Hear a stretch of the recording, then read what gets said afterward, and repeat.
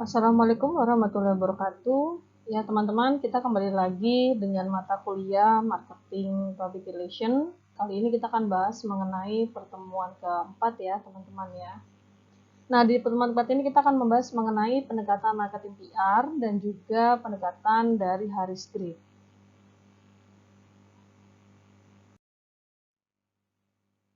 Nah, menurut Thomas L. Harris, ada 3 pendekatan dalam marketing PR, yaitu yang pertama adalah push. Nah, strategi ini merupakan strategi yang digunakan untuk mendorong mengenai prospek terhadap produk atau jasa baru perusahaan agar diterima oleh masyarakat. Nah, pada strategi ini, public relation memiliki kekuatan untuk mendorong berhasilnya pemasaran. Seperti kita lihat pada contoh di sini adalah push strategi yang dilakukan oleh divisi PR dan promotion dari Radio Ardan.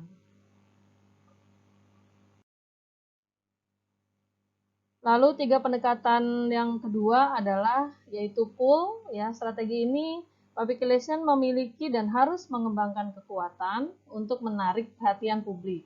Strategi ini digunakan untuk menarik publik agar mereka tetap menggunakan produk atau jasa perusahaan. Nah, perangkat dari pull strategi biasanya adalah media massa, media khusus, event sponsorship, program audiens khusus, dan lain sebagainya.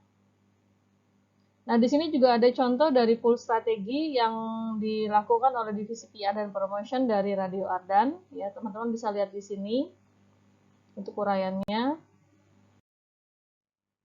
Lalu di strategi yang ketiga adalah PAS. Strategi ini digunakan untuk mempengaruhi gatekeeper, orang ketiga, agar mendukung dan mendorong publik untuk membeli atau tidak dari produk atau jasa perusahaan. Nah, salah satu bentuk strategi yang dapat mempengaruhi halayak adalah dengan mengadakan special event, mengundang para bintang tamu terkenal. Jadi sebagai salah satu strategi ya teman-teman ya, untuk mendorong publik supaya membeli produk atau jasa dari perusahaan. Nah, biasanya menggunakan orang ketiga. Nah, contohnya di sini dari pas strategi yang dilakukan oleh divisi PR dan promotion Radio Ardan adalah ada event sosial ya, activity radio, lalu juga ada kegiatan program CSR-nya ya, bisa dilihat di sini. Nah, merujuk pada pendapat Philip Kotler ya dalam Kasali menampilkan gagasan mega marketing. Jadi ada unsur P ya, yaitu ada produk, price, place, dan promotion. Nah, sehingga selanjutnya ada tambahan lagi 2P-nya yaitu power dan juga public relation. Jadi semuanya menjadi formula 6P. Nah, arti dari pola 4PD sifatnya konvensional, jadi mudah dikontrol karena korelasi atau hubungan komponen yang berwujud dan dapat diukur. Sedangkan 2P-nya adalah kekuatan opini, persepsi, tanggapan, ya, dan tujuan yang hendak dicapai oleh PR. Jadi bisa sulit diukur karena sifatnya memang kualitatif.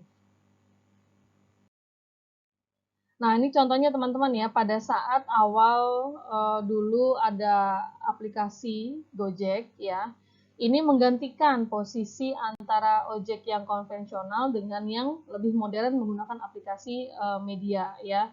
Nah, di sini pasti perlu melakukan beberapa program ya, ataupun cara supaya bisa sampai nih ke masyarakat, bisa sampai ke para konsumen bahwa sudah ada aplikasi baru yaitu dengan Gojek yang bisa mengantarkan penumpang ya ataupun mengantar barang ya dengan cara yang lebih simpel ya. Tapi ini perlu perlu tadi saya bilang ada beberapa program ya, promosi di media ya secara gencar-gencaran, lalu adanya kampanye juga ya, atau pendekatan ya, komunikasi secara persuasif kepada Gojek konvensionalnya sehingga Gojek yang aplikasi ini bisa diterima di masyarakat.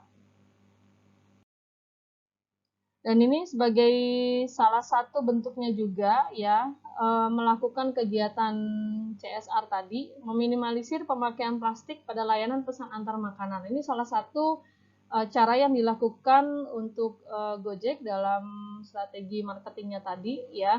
Jadi sebagai bentuk komitmen Gojek yang turut serta melestarikan lingkungan, maka pemakaian tasnya itu dibuat untuk tidak merusak lingkungan. Ada juga kegiatan brand activation dari produk Adidas ya. Di sini berusaha mempromosikan ya, memberikan image dari brand Adidas itu sendiri kepada para konsumen maupun kepada para masyarakat atau publiknya. Nah, ini salah satunya yang sedang viral ya. Teman-teman bisa dilihat bahwa kehadiran Bu Tejo saat ini banyak diperbincangkan ya, dan ini dimanfaatkan nih oleh produk kacang Garuda Koro untuk dijadikan sebagai endorse brandnya ya. Jadi ada sedikit cerita ya bagaimana dia mengemas strategi marketingnya ya dengan cara atau dengan temanya Bu Tejo Gibah ya, tapi salah satu sasarannya adalah dia ingin memperkenalkan produk baru yaitu kacang Garuda Koro ya, dengan ekspresi dengan karakter Bu Tejo itu sendiri. Jadi bisa masuk ke konsumen dan ke masyarakat. Dan berikutnya ada sponsorship event ya, di mana kegiatan event yang dilakukan oleh satu instansi atau perusahaan ya, itu bisa masuk dalam sponsorship event. Tadi menjadi sebuah sponsor ya. Kalau di sini ada produk minuman ya yang menjadi sponsor dalam satu pagelaran event. Ya, itu tadi teman-teman berkaitan dengan pendekatan marketing PR dari Haris Grid ya. Kita ketemu lagi di pertemuan berikutnya. Terima kasih sudah melihat video pembelajaran hari ini. Assalamualaikum warahmatullahi wabarakatuh.